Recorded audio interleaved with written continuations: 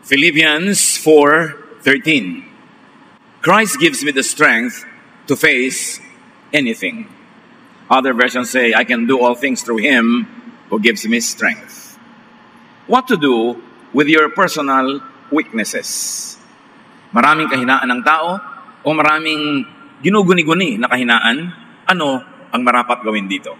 Panginoon, salamat po dahil kayo ang aming lakas. Salamat sa inyong paglilinis. Salamat sa inyong liwanag. Ngayon, Panginoon, humihingi kami ng inyong pagpapala, karunungan, kaliwanagan. Buksan niyo ang aming isip at puso. Maunawa ang maraming bagay na kuminsan ay nagpapabigat sa aming buhay na dapat naman sana ay hindi. Teach us. Be our preacher, our teacher, and healer. We seek you, Father, in the name of your Son, Jesus, our Lord and our friend. What to do with your personal weakness?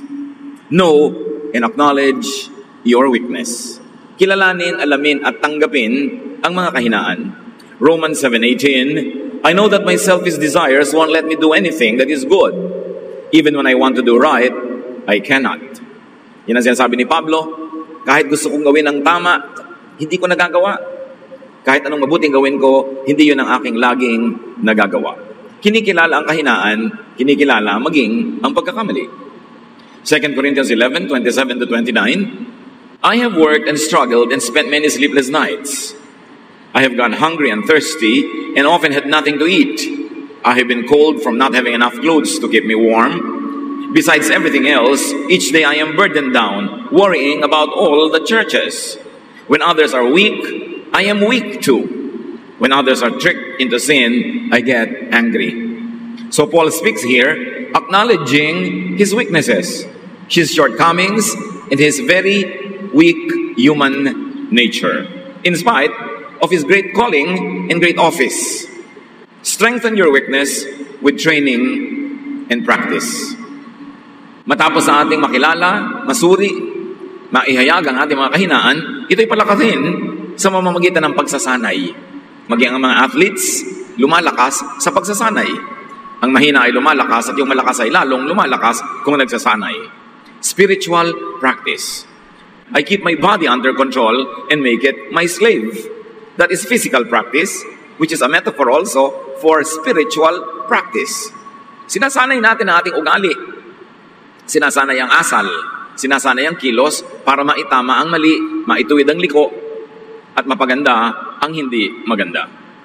1 Timothy 4:8, exercise is good for your body, but religion helps you in every way. It promises life now and forever. So here, yung dalawang uri ng exercise ay pinapakita, physical exercise and spiritual exercise through the practice of correct religion. Makikita natin na laging kailangan ng pagsasanay sa anumang larangan ng buhay. What to do with your personal weakness? Strengthen your weakness with supplementation from other people. May mga kahinaan tayo na talagang kahinaan natin kahit anong pagsasanay at practice ang gawin mo, kahinaan siya talaga. Kaya kailangan tayong humugot ng lakas mula sa ibang taong nasa paligid natin na yung ating kahinaan ang kanilang lakas. Kaya maganda na ang mag-asawa, magkaiba ng mga strengths, magkakaiba rin ng weaknesses, at hindi mo pipilitin yung strength mo ay maging strength niya, kundi yung strength mo ang ibibigay mo sa kanya, at yung weakness mo ay pupunan niya ng kanyang sariling strength. Hindi kailangan magkamukha kayo para kayo magkasundo, mas magkaiba, mas tugma, kasi magkakatulungan kayo sa mga kahinaan. Kung meron tayong kapatid na napakagaling sa isang larangan ng buhay, siya ang ating aasahan, at sa ibang larangan naman, aasa siya sa atin. This is the very concept of the church. Iba-ibang gifts, iba-ibang kakayanan, iba-ibang karunungan, iba-ibang mga katangian, pinagsasama-sama para magkatulong-tulungan. Hindi mo pipilit yung galing mo na makita mo sa iba. Hindi mo ipipilit na yung husay mo ay maging husay ng iba, kasi kaya ka nga nandyan at mahusay sa ganyang bagay para matakpan, matulungan, masuportahan yung hina ng iba, at yung hina mo naman ay susuportahan ng galing nila. God is not a God of sameness, but God of variety. And in our unity, we find completion through the ministrations of each other and to each other. Kailangan natin ang isa't isa. Ecclesiastes 4:9, you are better having a friend than to be all alone, because then you will get more enjoyment out of what you earn. Mas mainam daw na may kaibigan, may kasama, may katuwang, kaysa nag-iisa ka. At kung malakas ang iyong kita, marami kang resources, mas mainam na marami kang kaibigan, share it with them. Kung gusto mong lumakad, wala silang pera, ilibre mo, edi mas masaya ka, nagamit mo ang iyong pera. Kaya nandun yung pera mo sa lalagyan, nag-iisa ka naman. Mahalaga yung pagkasama-sama. It is the very essence of spirituality, unity. So, give help. And that is strengthening others and also yourself. What is so miraculous about helping others is that it also helps us. Pag tayo matulungin sa iba, natutulungan din natin sarili. Pag nagpapasaya tayo ng iba, sumasaya din tayo. Pag nagbibigay tayo, napapayaman din tayo ng pagbibigay na yun. Kaya napakahalagang exercise yung pagtulong sa kapwa. At kung ano ang iyong galing, yun na ibigay mo sa iyong kapwa. Kaya sa isang pamilya, kung minsan ay napakagaling mong kumita, marami kang kita, yun ang role mo. Financial support sa mga kulang ang finances, pero yung kulang ang finances, may ibang galing din yan. Kailangan i-contribute din nila yung galing nila sa pamilya, hindi tagatanggap lang sila ng pera. So kung mayroong isang member ng family na na-hospital, nagkakasakit, mayroong nagsusuporta dyan sa pera kasi mas marami siyang pera, yung iba naman, ang suporta nila, warm body. Sila yung nag-aalaga, sila yung nag-iintindi, sila yung bili dito, lakad noon, takbo dito. Yun ang kontribusyon nila. Kanya-kanyang kontribusyon sa pag-aalagaan ng mga mahal natin sa buhay.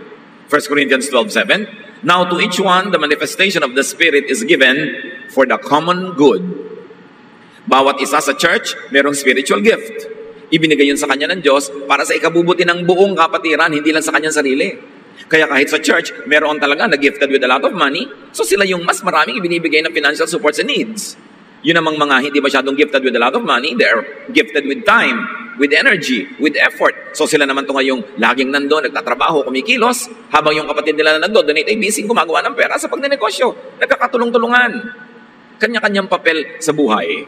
Yung magaling kumanta, kailangan kumanta para yung mga taong hindi ganun kagalingan, ma-edify sa kanyang music. Yung mahusay mag-organize, siya ang nagtitipon-tipon ng mga gawain, para yung hindi masyadong mahusay mag-organize, sasali na lang. Susunod na lang. Kanya-kanya ng papel sa buhay. Kung ganun, ang kahinaan ay nagiging lakas, kung humuhugot ng lakas mula sa iba na binigyan ng Diyos ng lakas doon sa bahagi ng buhay na ikaw ay mahina. At bilang ganti, yung lakas mo naman ay ibinibigay mo sa ibang mahihina. Kaya pag nagsasama-sama sa fellowship, ang ending, lahat lumalakas. Lahat lumalago. Everybody is edified. 1 Corinthians 14:12, so with yourselves, since you are eager for spiritual gifts, strive to excel in them for building up the church.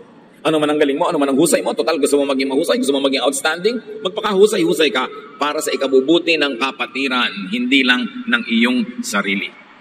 Sapagkat ang tunay mong pamilya ay ang pamilya ng Diyos kung saan ang pinuno ay si Jesus mismo. So what to do with your personal weaknesses? Strengthen your weakness with supplementation from God, from Jesus, from the Father and from the Son. Philippians 4:13, Christ gives me the strength to face anything. Walang mananampalataya na mahina. Sapagkat ang tunay na pananalig ay ito. Yung hina mo, iniaasa mo kay Kristo, at ang lakas ni Kristo ay nagiging lakas mo. This is the strength to change, kung dapat mag-improve, or the strength to accept what can't and shouldn't be changed. Dapat malinaw dito mga kapatid. May mga kahinaan tayo na dahil sa ating pananalig at pagsunod kay Jesus ay napalalakas. Pero may mga kahinaan tayo na dahil sa pananalig natin kay Jesus ay di na pinipilit palakasin kundi iniaasa sa pag-ibig, magpapatawad at walang patakarang pagtanggap ni Jesus. Dapat malinaw yon. Hindi ka pumupunta kay Jesus para lang baguhin kanya. Kundi pumupunta ka kay Jesus para tanggapin niya ng walang patakaran. Yun ang tunay na pag-ibig ng Diyos. Marami kasi merong paniniwala that you join religion to be changed. Well, in practice and in history, that has been the case. Religion has become a reformatory institution. But true spirituality is God accepting you, not God changing you. It is religion who changes people. It is religion who wants to change people so that the people could be controlled. So that behavior could be managed and engineered. Kaya naging kakambalangin ng palasyo ang relihiyon, ang mga political leaders at spiritual leaders ay laging magkakasabwat at nagtutulungan sa pagkontrol sa mamamayan. At ito ang dapat nating linawin mga Kristiyano. God is not in a business of changing you, but God is in the loving business of accepting you. At sa pag-respond mo sa pag-ibig na yun ng Diyos, ikaw mismo ang nagbabago sa iyong asal, sa iyong gawi, sa iyong mga ugali, within what your natural self can allow. Minsan, sobrang expectation natin. Naku, sumali ka sa church namin. Lalamig ang ulo mo. Sumali ka sa church natin. Magbabago ka. Titigil ka ng mga bisyo mo. Magiging ganito ka, magiging ganun ka. Kaya tuloy, ang laki ng pressure sa mga tao pag sumasali sila sa church. O kaya, ang laki na lang ng takot nilang sumali kasi baka sila biglang baguhin o hindi nila makayang mabago at sila'y mabigo. Baluktot ang pananaw natin sa true spirituality. Jesus accepts us. And in response to that love, we begin to calibrate our behavior to the point that we follow in His footsteps. But that is our decision. But the business of Jesus is to accept us and to love us and to cleanse us. Pero hindi yung, ayan, Pastor, pasalihin nyo nga pong anak ko sa retreat para bumait. Ano yung retreat? Reformatory institution? Yung husband ko po, puntahan nyo para maipag-pray nyo para magbago. Baluktot ang mga pananaw natin sa religious activity or spiritual activity. Dinadala natin ang mga mahal natin sa buhay sa Diyos para makatanggap sila ng walang patakarang pagtanggap at pagmamahal, pagpapatawad, pag-ibig ng Diyos. Hindi para biglan sila ng pressure na magbago. Kaya madalas bigo. O kaya magre-retreat, nagbabago lang ng 2 linggo, tapos babalik uli yung totoo. Kasi ang pwede lang maging pagbabago ng tao, yung sang-ayon sa kanyang natural self. Hindi mo pwedeng baguhin ang isang tao laban sa original way that the person was created by God. Can a leopard change its spots? Can an Ethiopian change his skin? Sabi sa Bible, the obvious answer is no. You don't go to religion to be changed. You go to God to be accepted and for you to feel that love. And in response to that love, you begin to fine-tune, to calibrate, to improve your behavior within your nature. But religious activity or membership cannot change your nature. Because yung nature mo, Diyos ang gumawa nun. Dapat malinaw yun para hindi sobrang pressure sa atin when we become a member of a spiritual community at hindi na sobrang pressure na ibinibigay natin sa iba. O ano? 3 taon pa lang nagpa-Bible study, takot ka pa rin sa dilim. We expect people to change overnight just because nagbukas ng Bible, just because umattend ng church. O ano? Sunday school ka ng Sunday school dyan, malululain ka pa rin, may phobia ka pa rin, natatakot ka pa rin. Tuloy sobrang pressure ang binibigay natin sa kapwa at marami napipilitang magpanggap para lang magmukhang oo nga, nagbago na sila. Tapos pag lumabas yung totoo nila uli, machi-chismis, nagbabackslide. Kaya napaka-oppressive kasama ang mga baluktot ang mga pananalig. Ang hirap nilang kasama kasi hindi nila naiintindihan na ang Diyos ay nagpapatawad, hindi nagbabago ng tao. Kasi kung ang Diyos ang nagbabago ng tao, di Diyos dapat ang managot sa lahat ng hindi nagbago. Kasi siya pala ang nagbabago ng tao, di lahat ng hindi nagbago, siya ang may gawa. No, God accepts and loves us. Warts, wounds, scars, and all. That is the love of God through Jesus that even Christians do not understand. Sobra tayong nagiging legalistic. Member ka na dito, dapat ganito ka na, dapat ganun ka na, dapat ganun ka na. Puro mga panlabas at mga behavioral changes ang inaatupag natin, samantalang ang business ng Diyos ay mag-heal, magpagaling sa pamamagitan ng pagtanggap, pag-ibig, pagpapatawad. Pati si Pablo, na napakalaki ng ministry, maraming mga hindi na bago sa kanya. 2 Corinthians 12, 6-9, even if I should choose to boast, I would not be a fool because I would be speaking the truth. But I refrain so no one will think more of me than what is warranted by what I do or say or because of those surpassingly great revelations. Si Pablo, dinala ng Diyos ay katatlong langit to the third heaven. Binigyan siya ng mga revelation na hindi nabigay sa mga original 12 apostles. Ang dami-dami niyang nalaman na higit sa nalaman ng mga kasama ni Jesus at susunod-sunod sa kanya sa earthly life ni Jesus. Pero sabi niya, kahit ganitong surpassing ang revelation na binigay sa akin, marami pa rin akong weaknesses. Marami pa rin akong hindi na bago. At yun ay tinatanggap ko na lang. At iniaasa ko na lang yun kay Jesus. Sabi, therefore, in order to keep me from becoming conceited, I was given a thorn in my flesh, a messenger of Satan, to torment me. Walang lubos na nakaunawa kung ano yung thorn in the flesh. Pero ang sinasabi ni Pablo, meron akong kahinaan, meron akong kapintasan, meron akong pagdurusa na inihalalapit ko sa Diyos na alisin niya, pero hindi niya inalis. Sa kabila ng katotohanan na ako'y binigyan niya ng great revelation, napakahusay ng binigyan niya sa aking ministry, pero sabi niya, sa makatuwid, pinanatili ng Diyos itong aking matatawag ng ibang kapintasan o kahinaan para ma-check ang pride ko. Kasi sobrang ibinigay sa akin ng spiritual gift. So binigyan ito ng kapintasan o kahinaan, maging kapintasan sa tingin lang ng iba, para hindi naman ako sobrang yumabang. Para may weakness pa rin ako. Para ako'y laging umaasa sa Diyos. Sabi niya, 3 times, I pleaded with the Lord to take it away from me. But He said to me, my grace is sufficient for you, for my power is made perfect in weakness. Therefore, I will boast all the more gladly about my weaknesses, so that Christ's power may rest on me. Ang linaw. Sabi niya, napakadakila ng ministry ang ibinigay sa akin, ang katalinuhan, ang revelation na binigay sa akin, grabe. Pero sa kabila nun, meron namang ibinigay sa akin na kahinaan. At kiusap ko na ito 3 beses. Pero ang sagot ng Diyos, hayaan mong manatili ang iyong kahinaan para aasa ka pa rin sa akin. Kahit napaka-great ng gift sa iyo, kahit napaka-great ng ministry sa iyo, aasa ka pa rin sa pangunawa, aasa ka pa rin sa kabaitan ng kapwa. Kasi meron kang ang kahinaan o kapintasan. It was part of the package. Hindi yun inalis ng Diyos. So huwag niyong asahan na kung mo lang kayo ay lumapit kay Jesus, tumanggap kay Jesus, naging member ng isang religious community, ay lahat ng weaknesses ay matatanggal. Meron kang sinasadya ng Diyos na iwan doon para wag kang yumabang, para lalo kang umasa sa Kanya. Tulad kay Paul. 2 Corinthians 12:10, yes, I am glad to be weak if it is for Christ, because when I am weak, I am strong. Sa inyo, may kahinaan ako. Meron kulang, may kapintasan, pero habang iniaasa ko sa Diyos yon, nagiging lakas ko yon, kasi yun ang nagiging entry point ng Diyos sa buhay ko. Mahirap kasi maging entry point ng Diyos sa atin yung ating strength, lalo't kung napapayabang na tayo, nagiging mapagmataas, pero yung weakness mo na lagi mong iniaasa sa Diyos, yun ang pinakamadaling entry point ng Diyos into your life. So, don't expect yourself to be strong in every area, and don't expect others to be strong in every area, because in God's infinite wisdom, He has allowed this thorn in the flesh, not only in Paul, but in many of us. At doon tayo aasa sa Kanyang pag-ibig, sa Kanyang pagtaguyod, at sa Kanyang patuloy na pagmamahal. Then after doing what you could to change or to improve, accept your weakness. Meron tayong weakness, i-identify mo yan. Magpa-practice ka, gagawin mo ang iyong magagawa para yan ay mag-improve, para yan palakasin. Pero kung nagawa mo na yung sagad, magsikap ka na baguhin ang isang bagay, palakasin ang isang kahinaan, at kahinaan pa rin yun, pwes tanggapin mo na part yun ng iyong buhay, at magiging part yun ng iyong definition of who you are, at maaaring maging springboard pa yun for your ministry. 2 Corinthians 12:7, of course I am now referring to the wonderful things I saw. One of Satan's angels was sent to make me suffer terribly so that I would not feel too proud. Another version saying the same thing, sabi ni Pablo, naku, may kahinaan pa rin ako talaga, at yun ay tatanggapin ko na, at maaaring yan ang maging sanhi para hindi naman ako maging mayabang. So maging mga dakilang mga alagad ng Diyos, may mga thorn in the flesh, may kahinaan. At kung gusto ba alisin yun ng Diyos, hindi ba niya maalis? Pero kung nandun pa rin yun, kalooban ng Panginoon. Ito ang isa nating dapat maintindihan at matanggap.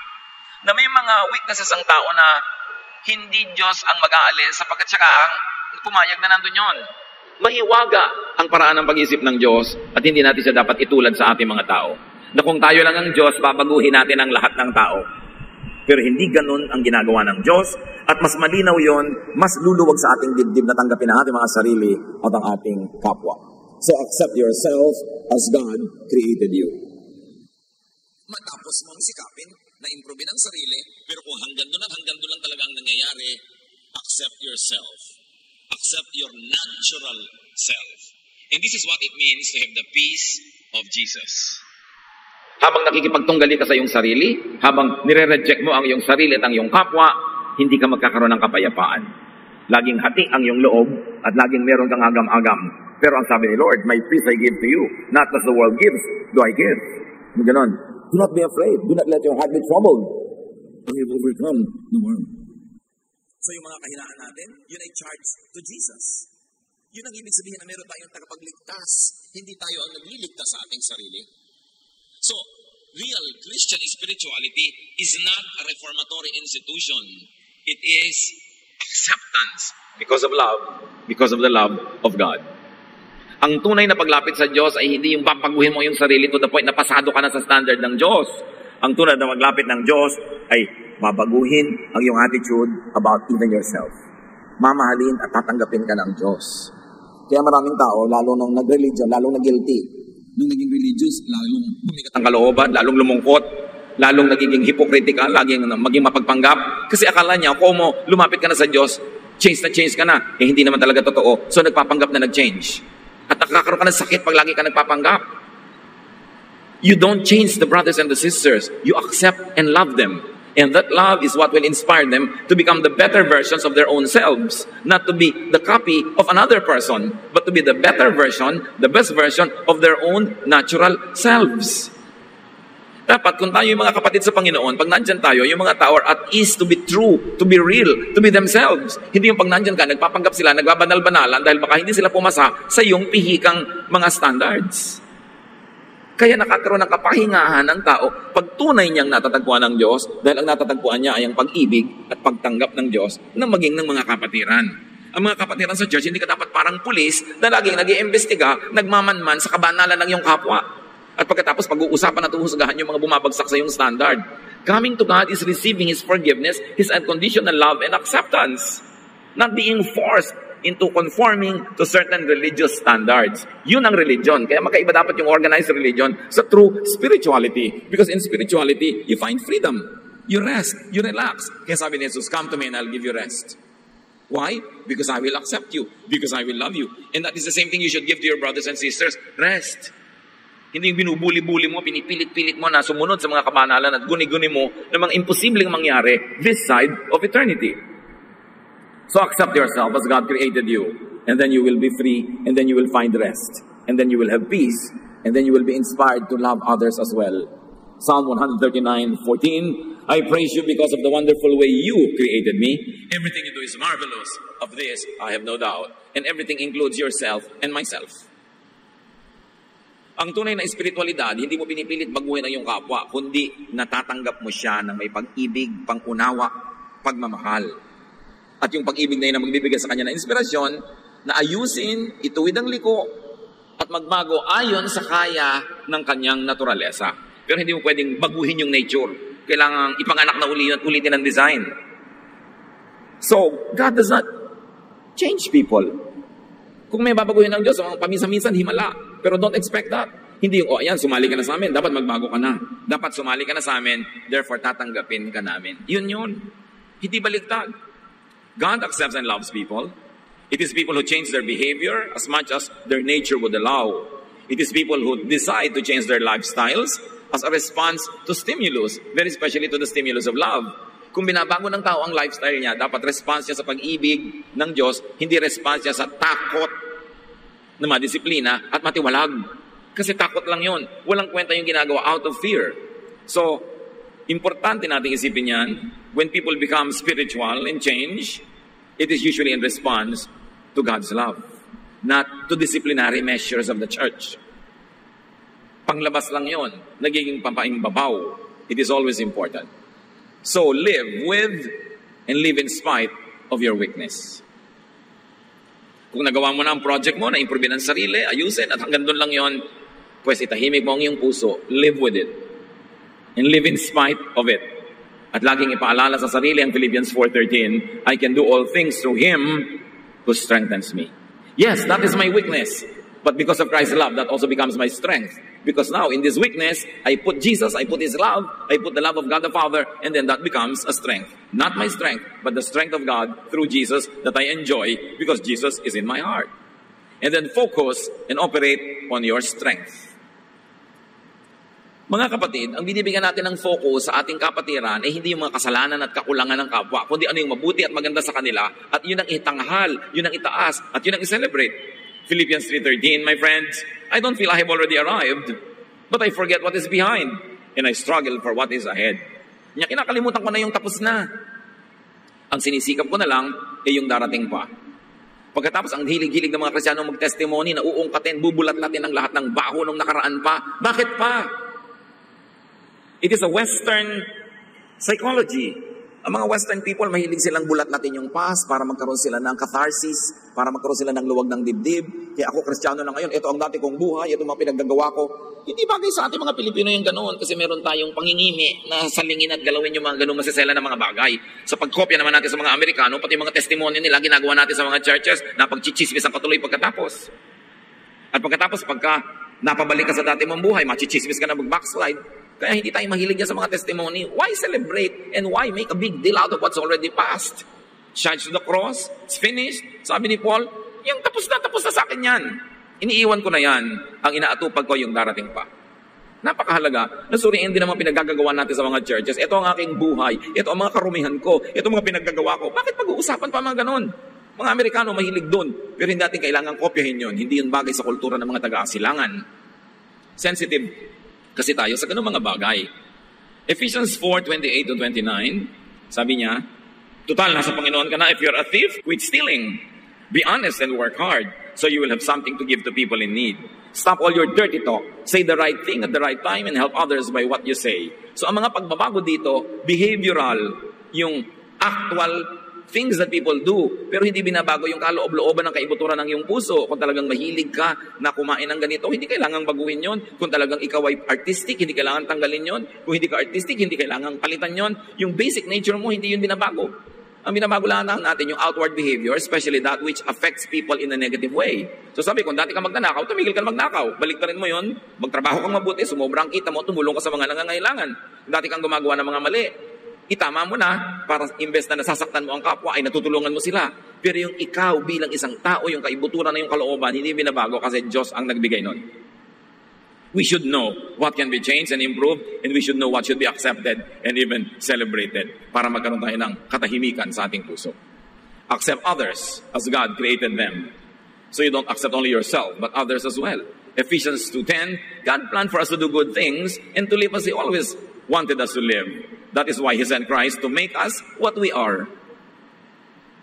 So pag na-appreciate mo na nilikha ka ng Diyos, at kung may pinayagan siyang sa tingin ng iba ay weakness, ay nandyan pa, ma-appreciate mo pa rin yun na merong katuturan at kabuluhan yun, din mapapayapa ang iyong loob. And you will stop struggling with yourself all the time. John 13:34-35, but I am giving you a new command. You must love each other, just as I have loved you. If you love each other, everyone will know that you are my disciples. Walang sumama kay Jesus na sinabihan niya, aba, magbago ka muna bago ka sumama sa amin. Perfect ka ba bago ka sumama sa amin? Wala ka bang kasalanan? Tinanggap niya ang lahat. At sa pagtagal ng panahon, kapiling si Jesus, people improved and improved and improved in response to His love. But the first act is to accept them and love them. At ganoon ang dapat nating ibigay sa kapwa, maging sa ating sarili. Accept people as victims, as products of their personal circumstances. Marami mga tao kaya sila nagkaganyan, biktima. Luke 19, verse 10, the Son of Man came to look for and to save people who are lost. So you begin with that people are lost. And Jesus seeks them out to find them, to love them, to heal them, not to change them. Minsan may nadaanan ako isang Christian bookstore nakalagay, books that will change your life. Yun agad ang idea natin, come here and be changed. Yun ang idea ng religion Pero si Jesus, come and I'll accept you as you are. And then, you can become the better version of yourself in response to my love, in response to the strengthening that you will receive. But being changed is not a requirement. Meron pa ngang sobrang mga conservative churches, magpapa-youth camp, yung mga member nila magdadala ng pinsan, kaibigan na youth, tapos nire-reject nila dahil hindi nila gusto yung suot, hindi nila gusto yung kulay ng buhok ng kabataan, hindi nila gusto yung itsura. Aaten pa lang gusto mo, mukhang santo na. Ganun ang mga religion. Kaya yung mga tao ayaw na tuloy, natatakot. Samantalang, people need love, especially when they don't seem to deserve it. Hindi sa simula pa lang pinipili mo na agad. That is the way of the Pharisees. Laging nanguhusga, laging hindi ka pwede, hindi ka banal enough. John 8:11, sabi ni Jesus sa babaeng, babatuhin sana ng mga tao, did anyone accuse you? No, sir, the woman answered. And that's because Jesus defended the woman. Then Jesus told her, I am not going to accuse you either. You may go now. Masarap kasama si Jesus. Kahit sabihin pa niya sa iyong, sin no more. Pero hindi niya ginagawang kailangan, sinless ka na bago ka lumapit sa akin. Sabi niya, I'm not going to accuse you. I will love you. This is the Jesus that we should know. This is the Jesus that had been hidden by the church from people because ang laging inuukil-kil ng mga churches sa mga tao is the strictness and the law of Moses na tinakpan na ng law of love ni Jesus. Gaano kahirap maintindihan yun? Personal weakness should be recognized, strengthened, and turned into strength. Turn every disadvantage to an advantage. Mga kapatid, gusto kong ulitin ito. Kung meron kayong weakness, sa tingin nyo weakness, do what you can to strengthen it. And after you have done what you could, may natira pa rin o nandun pa rin siya, tanggapin nyo, manahimik kayo, live with it, live in spite of it, surrender it to Jesus, and depend on the love of Jesus. Ephesians 4:31-32, stop being bitter and angry and mad at others. Don't yell at one another or curse each other or even be rude. Instead, be kind and merciful, forgive others, just as God forgave you because of Christ. So you apply this to other people and apply this to yourself. Let the love of God through Jesus prevail. Personal weaknesses should be accepted and lived with after you have done what you could to improve on them. Ecclesiastes 3:11 to 12. And he puts questions in our minds about the past and the future. I know the best thing we can do is to always enjoy life. Do not problematize life. Do not over-problematize even your perceived weaknesses. Surrender it to the Lord and it will become a strength. Or surrender it to the love of Jesus and you will find acceptance and you will also find self-acceptance. Enjoy life because of your strength. Enjoy life in spite of your weaknesses. God loves you anyway. God loves you anyhow. And this is the peace of Jesus. Dear God, teach us to identify correctly our weaknesses, surrender them to you, get strength from you, O Lord, and improve ourselves. And in areas, O Lord, where our weaknesses remain, in spite of what we try to do, teach us to be at peace with ourselves, to accept ourselves and others, and to go on living, focus on our strengths instead, and focus on the strength of others also. Patawarin mo kami, Panginoon, kung kami nagiging mapanghusga sa kapwa, maging sa aming mga sarili. Turuan mo kaming umasa, manalig sa inyong pag-ibig, sa inyong pagtanggap. At itong pag-ibig at pagtanggap na ito, ang siya rin naming magamit na pamantayan sa pakikipagkapwa, sa pakikitungo sa aming mga kapwa-tao. Turuan mo kami, Panginoon, na mapanatag ang loob, na matapos sa aming pagsisikap to keep improving, matanggap namin yung mga areas that will remain what is called a weakness. And that is where we depend on you, on your forgiveness, on your love, on your care, and on your support. Father, teach us to be restful, to be peaceful about ourselves and others. Pagbulay-bulayan natin ang kahulugan nito sa ating buhay, mga kapatid. Find very practical applications in your very own life, how you can find rest in spite of personal weaknesses. Lord, as your people remain silent before you, finish this message personally for each one. Speak to us. We thank you in the name of your Son, Jesus. Let's be alone with the Lord in silent reflection.